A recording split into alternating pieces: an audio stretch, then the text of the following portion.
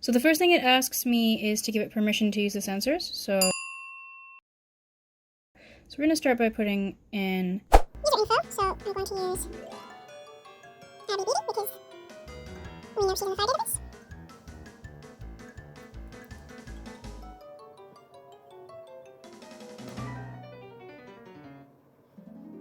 Cool. Now, I could change the sensor, but I'm going to show that later. So I'm going to go home and send the data.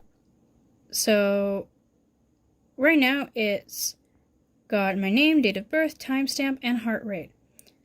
So if I click more details, we can see it successfully found her ID and successfully posted. Now if I go back home and I do this again but hold the watch away from my skin, the heart rate couldn't be measured because I was holding the sensor away from my skin. So if I click more details, it failed to send. So it tells me, make sure you don't hold the watch away from your wrist. The other thing is if we don't have the correct user info and it can't find a user ID, so that means if we haven't input it yet, or if it's input but something is wrong and FHIR can't find that user ID, then it will also show this message.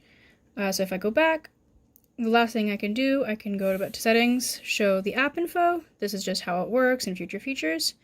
And the send settings. So this is cool. You can send notifications to yourself to open the app to remind yourself to log your heart rate either hourly, daily, or weekly. So let's do hourly and leave the app. So it closes. Let's leave the app.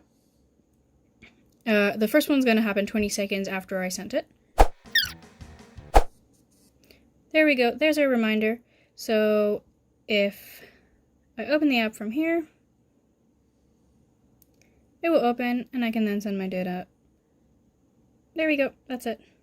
Now, if we check our log history on the server, which runs right here, I'm just going to reload it.